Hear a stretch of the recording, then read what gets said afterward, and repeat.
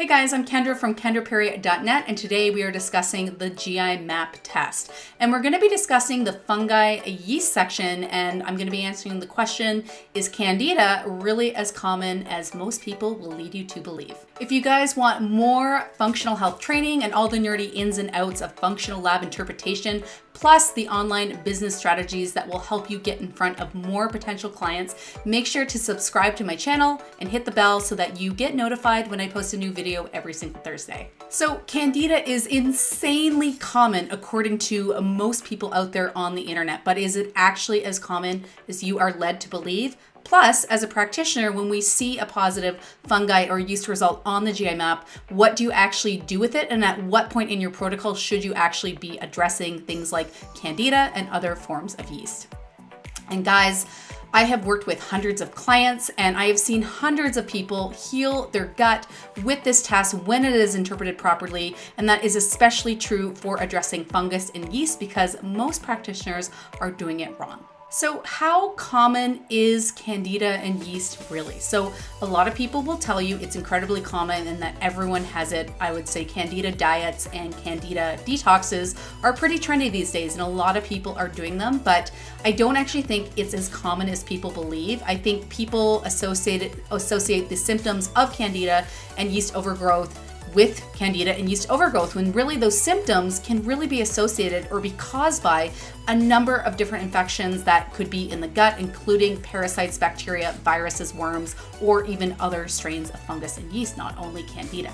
So on the GI map, which I think is one of the most effective tests for addressing yeast overgrowth, I would say an organic acids test is probably the best, but the GI map is pretty good. And I'm only seeing Candida and yeast about 20 to 30% of the time. So I don't actually think it's as common as people think it is. And I think what people have going on is other infections, like I said, parasites, bacteria, viruses, H. pylori, and all the other things that could be inhabiting and taking over the gut.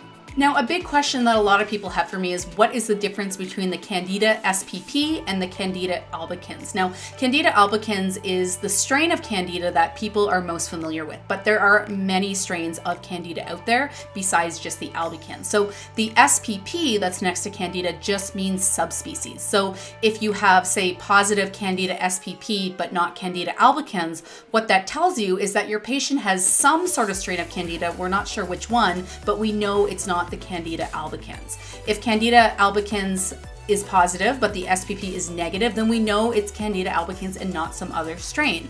If both are positive, it tells you that the person has at least Candida albicans, but potentially some other strain of Candida as well. But luckily, all these actually respond to the same treatment. Again, it's all about categories on the GI map. So we have H. pylori as a category, we have bacteria, worms, parasite, all these are different categories. And the fungi yeast is its own separate category. So what you're going to want to do is employ an antifungal, anti-yeast protocol to address anything positive that might come up on this section of the GI map. So it's quiz time, guys. Let me know in the comments below which marker in the fungi yeast section do you think is the biggest concern when positive on the GI map? Let me know in the comments, put in your answer, and I'll let you know at the end of the video.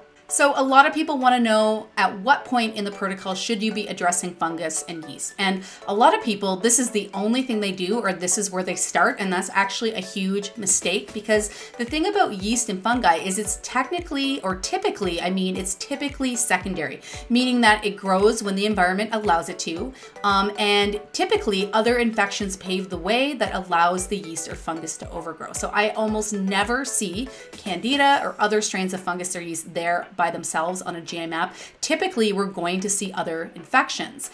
And if you address those other infections first, by the time you get to your anti-yeast, antifungal protocol, the levels have significantly gone down and you're way more likely to be successful when treating the fungus and yeast. So it should never be where you start. You want to start with parasites and then bacteria and then always finish with yeast.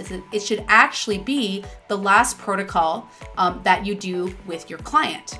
So when it comes to prioritizing the GI map, the first thing you typically want to start with, if it's present, is H. pylori. H. pylori makes a very friendly environment down the tunnel for yeast. So if you guys want more information on H. pylori, I actually made a whole video about this. You can grab that on my channel. The video is called How to Address H. pylori on the GI map. So you can watch that video if you want more information.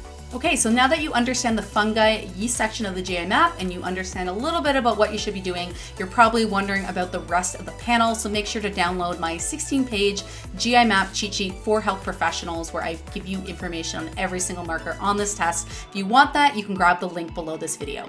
Okay, so now for the answer to the quiz. So which of the fungi or yeast is the biggest concern when positive on the GI map? And the answer to that is Microsporidium. So Microsporidium is an aggressive spore-forming parasitic fungus. So it's really nasty and it's associated with a lot of chronic illness. So it's definitely something you want to take seriously. And oftentimes I find it requires a longer protocol, and you may even need to rotate different products every 5 days or every week in order to successfully get rid of this infection. So guys, if you like this video, please let me know by liking it or sharing it with your fellow health colleagues. I would absolutely love that. And let me know in the comments how this video helped you and what was the biggest take-home thing that you learned. I would love to know, and I'll see you guys in the next video.